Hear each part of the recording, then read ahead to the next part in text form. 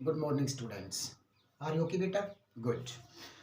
आज का जो today's topic for class 9th will be narration. जैसा हमने लास्ट वीडियो में बताया था कि भाई जब भी हम मतलब जैसे ही हमारे हमने फॉर्मेशंस का टॉपिक करवाया था बेटा, सेंटेंस फॉर्मेशन करवाया, ठीक है। एंड सेंटेंस फॉर्मेशन के बाद में हमने बताया था आपको कि भाई आपका जो नरेशन का टॉपिक होगा वो स्टार्ट होगा। क्लियर? तो आज से हम अपने narration direct to indirect, indirect to direct का टॉपिक जो हम वो करवा रहे हैं। क्लियर? सभी बच्चों ने अच्छे से वीडियो को देखना है। अपनी जो ग्रामर जो टेक्स्ट बुक है उसमें से आपने जितना टॉपिक्स में जिस टेंस के करवाऊं, जितना पार्ट करवाऊं, उतने आपने कम से कम 20 एग्जाम्पल सोल्व करके अपनी फेयर नोटबुक में फिर आपको मेरे तक भेजना है। जो रूल रेगुलेशन करो आप नोटबुक में बेटा, सभी बच्चों से मैं बोल रहा हूँ, ना कि किसी पर्टिकुलर एक को बोल रहा हूँ बेटा। तो आप सभी ने अपनी ग्रामर टेक्स्ट बुक, ग्रामर की जो हमारी टेक्स्ट बुक है जो अप्लाइड है या लीसेंट है, उसमें से जितना टॉपिक मैं आज करवाऊँ वीडियो में, उतने टॉपिक की आपने सोल्यूशन करके आप मेरे व्हाट्सएप पे डाल लेंगे। अगर फिर भी कोई बात समझ में ना आए तो उस पॉइंट को हाईलाइट करके आप अंडरलाइन करके आप मेरे व्हाट्सएप पे डालो, स्क्रीनशॉट लेके मैं उसका सॉल्यूशन आपको जस्ट सॉल्यूशन में आपको मिलेगा बेटा। क्लियर? तो आर यू रेडी? ओके। देखो, हमने बताया भाई ये टॉपिक जो हमारा कंप्लीट हो गया था, and after this based on this point हमारा जो टॉपिक है नरेशन।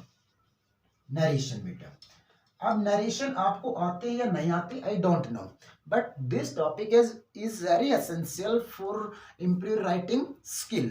राइटिंग स्किल इंप्रूवमेंट के लिए ये टॉपिक एक वॉइस का है, एक टेंस का है, ये टॉपिक बहुत ज्यादा इंपॉर्टेंट है बेटा। जब तक आपको ये नहीं आएंगे तब तक इट मीन्स ये समझो कि आप अपनी राइटिंग स्किल को इम्प्रूव नहीं कर सकते। ठीक है ना?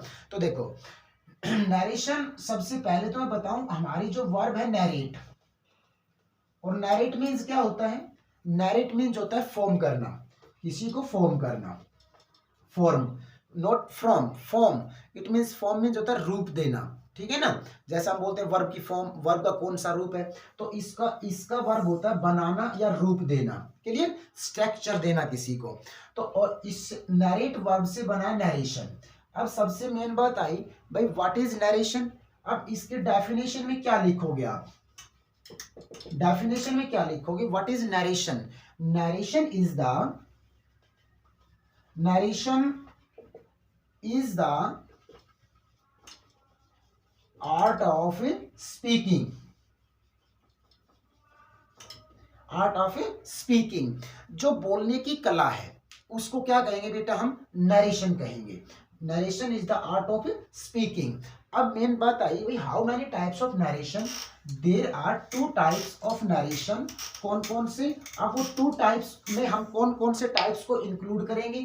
फर्स्ट आया आपका डायरेक्ट, डायरेक्ट स्पीच, और दूसरा टाइप आपका आया बेटा इनडायरेक्ट स्पीच। इनडायरेक्ट स्पीच, देखो एक डायरेक्ट स्पीच बताया हमने, एक इनडायरेक्ट, एक डायरेक्ट और एक इनडायरेक्ट बताया। क्लियर? अब डायरेक्ट क्या है? डायरेक्ट मीन्स क्या होता है? प्रत्यक्ष। और speech means, speech is common. और स्पीच मीन्स क्या कहते हैं? स्पीच मीन्स क्या होएगा? और स्पीच को हिंदी में बोलते हैं कथन।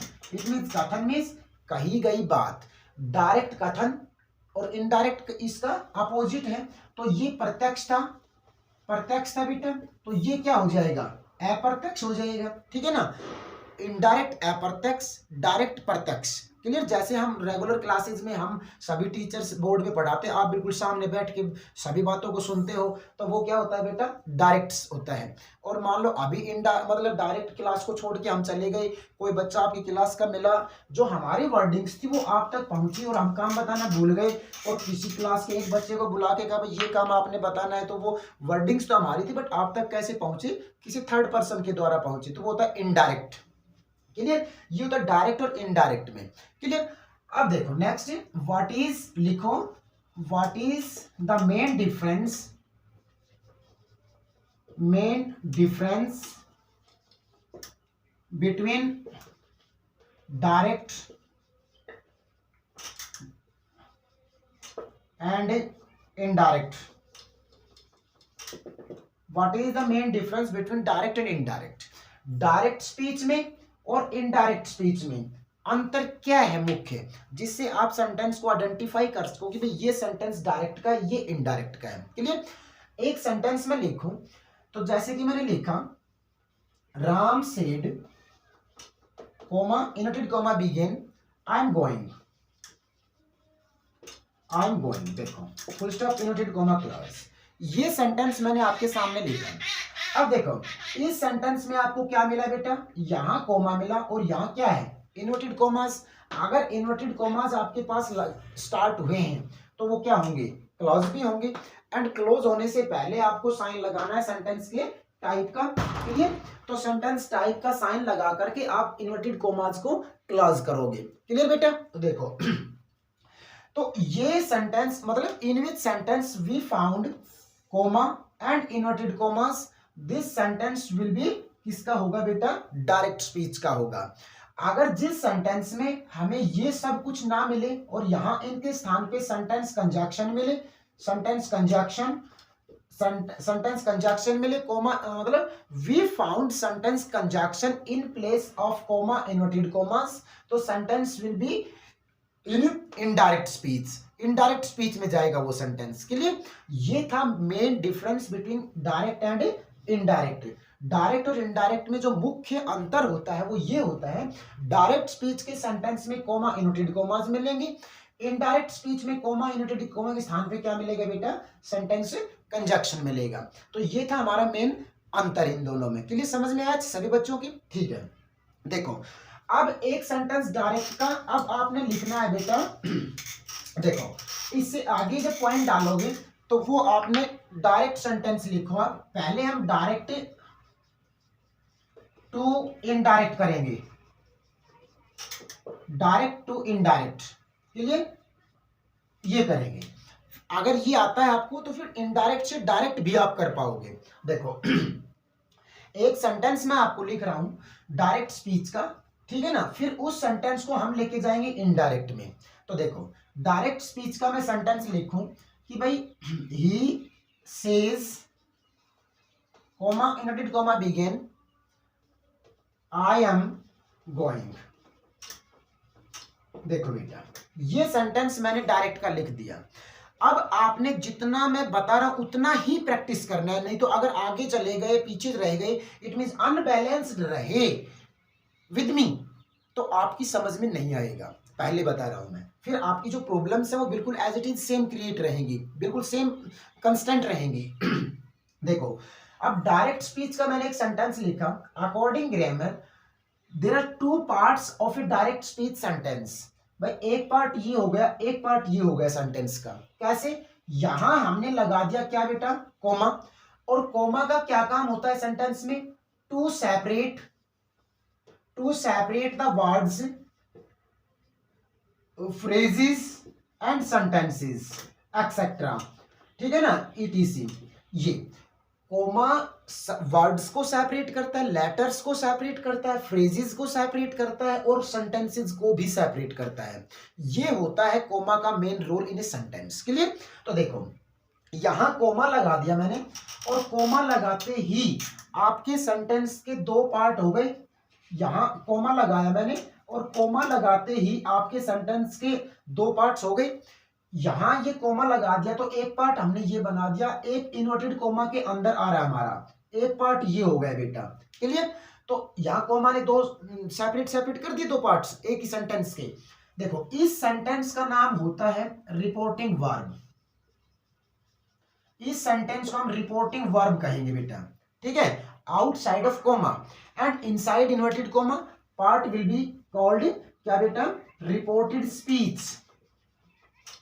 Reported speech. देखो क्योंकि always and ever mind it, भाई स्पीच जो होती है हमारी वो हमेशा इन्वर्टेड कोमास के अंदर आती है। क्लियर? एक बड़ा ऐसे टाइप क्वेश्चन या फिर हम कोई पैराग्राफ अटेम्प्ट करते हैं तो उसमें जगह जगह पे सभी को हम एक ऐसे टाइप कोई पैराग्राफ हमने अटेम्प्ट किया तो शुरू से लेके और आखिर तक तो हम इन्वर्टेड कोमास का यूज करते नहीं, बट कहीं कहीं उसमें कुछ एक लाइंस ऐसी आती हैं आपकी जहां हम उसमें इन्वर्टेड कोमास में पुट अप करते हैं 1 2 5 सेंटेंसेस को जगह जगह पे, क्योंकि this sentences are very important, it means we can see the speech sentences. Clear? तो देखो यहां हमने दो पार्ट्स बना दिए, ये बात समझ में आई। अब देखो, ये हमारी रिपोर्टिंग वर्ब और ये रिपोर्टेड स्पीच। एक एक बात को अच्छे से सुनना बेटा, सारी बातें समझ में आएगी जैसे कि हम रेगुलर क्लासेस में करते हैं, एज इट इज बिल्कुल सेम वे।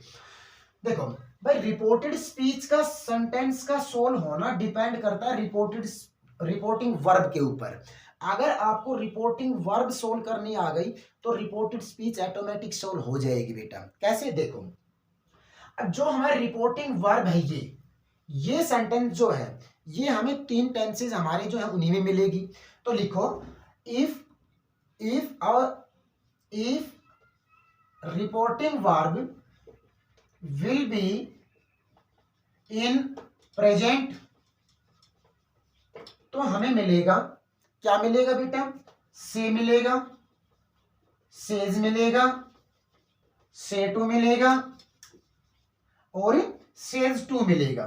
देखो, ये आपने सभी ने अपने पॉइंट्स उतारने हैं नोटबुक में सारे। देखो, अगर हमारे रिपोर्टिंग वर्ब प्रेजेंट टेंस में हमें मिली, ये आउटसाइड कोमा पार्ट, ये अगर प्रेजेंट में मिलता है तो हमें उसमें ये सब वर्डिंग्स मिलेगी।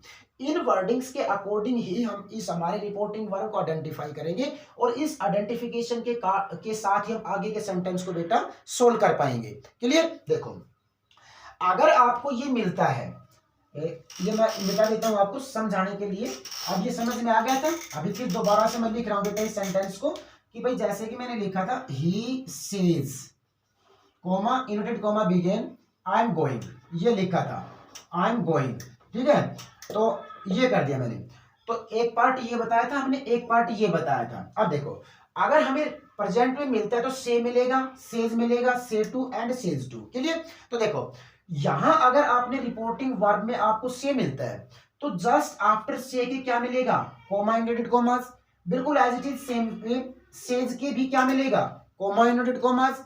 एंड अगर आपके पास से टू आया, से टू के just after comma inverted comma ना मिलके बेटा यहां आपको ऑब्जेक्ट मिलेगा एंड आफ्टर ऑब्जेक्ट क्या मिलेगा? कोमा इनवर्टेड कोमास मिलेंगे। बिल्कुल as it is same way, अगर आपके पास सेज टू आता है तो उसके बाद में आपको ऑब्जेक्ट मिलेगा एंड आफ्टर ऑब्जेक्ट क्या मिलेगा बेटा? कोमा इनवर्टेड कोमास मिलेंगे। आई बात समझ में?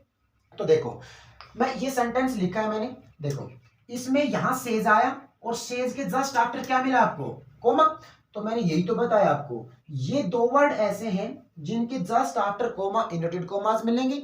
अगर इनके साथ टू आया, से एंड सेज, इनके साथ टू और लगा दिया, अगर टू आया तो आपको इसके बाद में क्या मिलेगा? ऑब्जेक्ट एंड आफ्टर ऑब्जेक्ट क्या मिलेगा बेटा? कोमा इनवर्टेड कोमास मिलेंगे।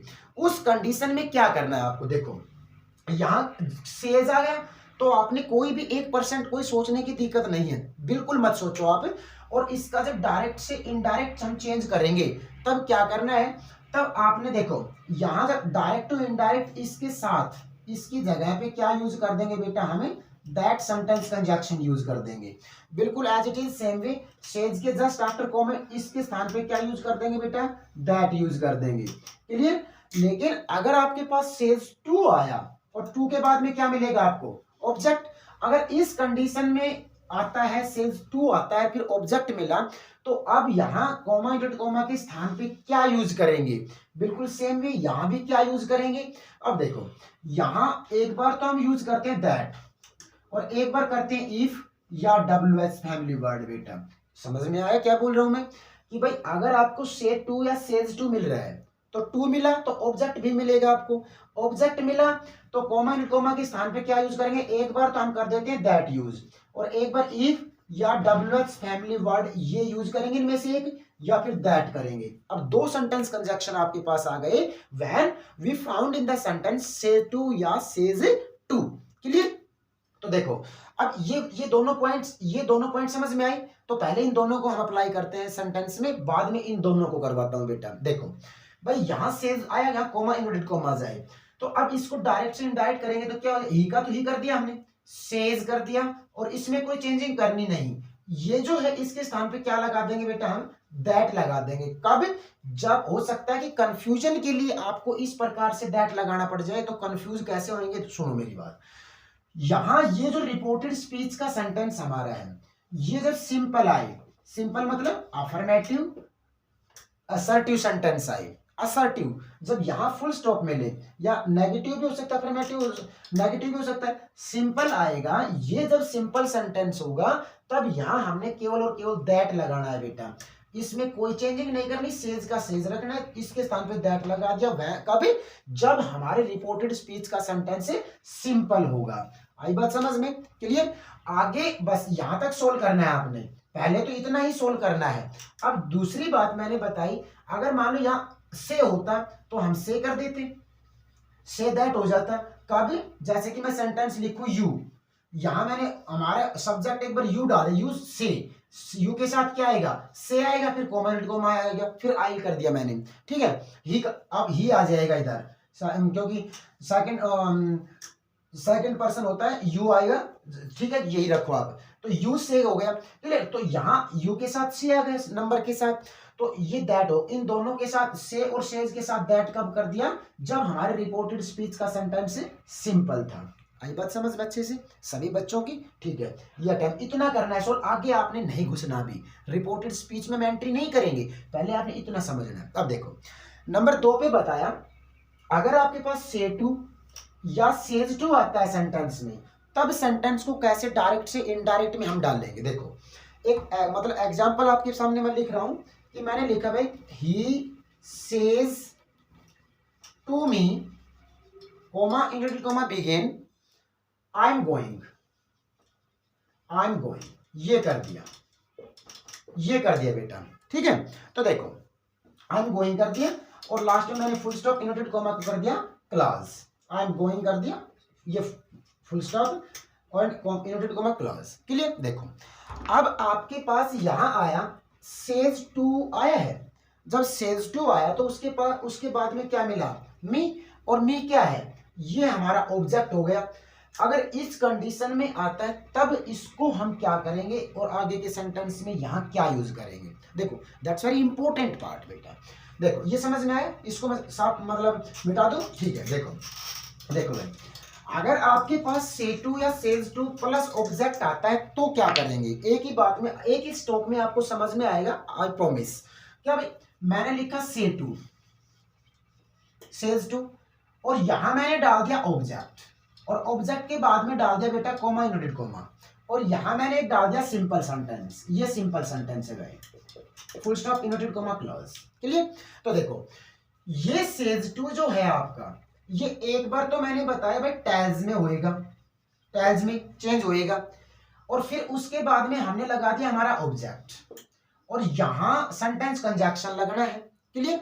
तो देखो ये टेल्स में कब चेंज होगा, सेज टू टेल्स में चेंज होगा जब हमारा रिपोर्टेड स्पीच का सेंटेंस सिंपल होगा। रिपोर्टेड स्पीच का सेंटेंस सिंपल होगा तब ये से टू या सेज टू टेल्स या फिर बेटा टेल में चेंज होगा। आई बात समझ में? तो देखो ये सिंपल था तो हमने इसको टेल्स में चेंज कर दिया, इसको हमने टेल्स में चेंज कर दिया बेटा। उसके बाद में हमारा ऑब्जेक्ट था, ये ऑब्जेक्ट लगा दिया। से टू को पूरे को हमने इस पूरे को टेल्स में चेंज कर दिया, कभी जब हमारे रिपोर्टेड स्पीच का सेंटेंस क्या था बेटा, रिपोर्टेड स्पीच का सेंटेंस सिंपल था, तब हमने इसको इसमें चेंज कर दिया। इसके बाद में ऑब्जेक्ट एज इट इज लगा दिया, और यहां जब ये सिंपल था तो टेल्स के साथ क्या लगा दिया, दैट लगा दिया। Always mind it.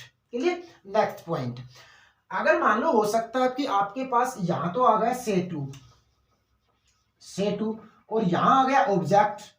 क्लियर? यहां कोमा इनवर्टेड कोमा, और जो हमारा रिपोर्टेड स्पीच का सेंटेंस था वो आपके पास इंटेरोगेटिव आ गया। समझ रहे हो मैं क्या बोल रहा हूं? यहां तो सिंपल सेंटेंस था, यहां इंटेरोगेटिव आ गया।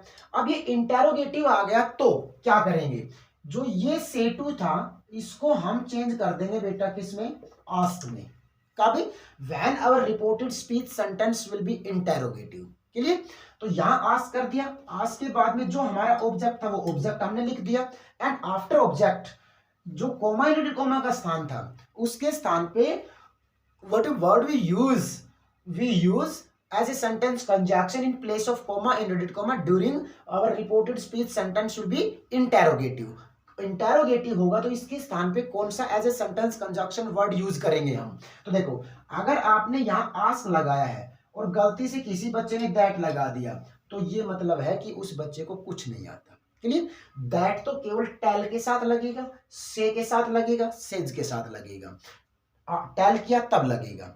लेकिन अगर आपका रिपोर्टेड स्पीच का सेंटेंस इंटेरोगेटिव है तो उस वक्त सेंटेंस कंजक्शन दैट बेटा नहीं लगेगा। समझ में आ रहा है क्या बोल रहा हूं मैं? देखो, तो अगर आपने आस्क लगाया है या फिर आस्क्स भी हो सकता है, अगर यहां एस लगेगा तो यहां भी एस लग जाएगा, ये आया है, ऑब्जेक्ट लगा दिया and after object we use if या वेदर वर्ड यूज करेंगे। इट मीन मैं यहां लिखूं तो WH फैमिली वर्ड यूज करेंगे।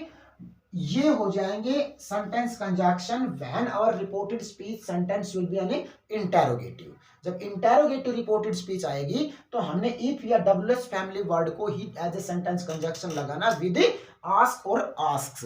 आई बात समझ में बेटा? ठीक है। देखो, ये सेंटेंस मैंने लिखा, इस सेंटेंस को मैं सोल्व कर रहा हूं। ये बात समझ में आई सभी बच्चों की? अच्छे से अपनी फेयर नोटबुक में विद हाइलाइटर से इनको आपने हाईलाइट करके लिखना है बेटा, सभी पॉइंट्स को। क्लियर? तो देखो, यहां आपके पास सेल्स टू आया, यहां में आ गया, आगे का सेंटेंस कैसा है? देखो, दो बातें बताइए, दोनों को मैं एग्जाम्पल के साथ आपको लिख रहा हूं।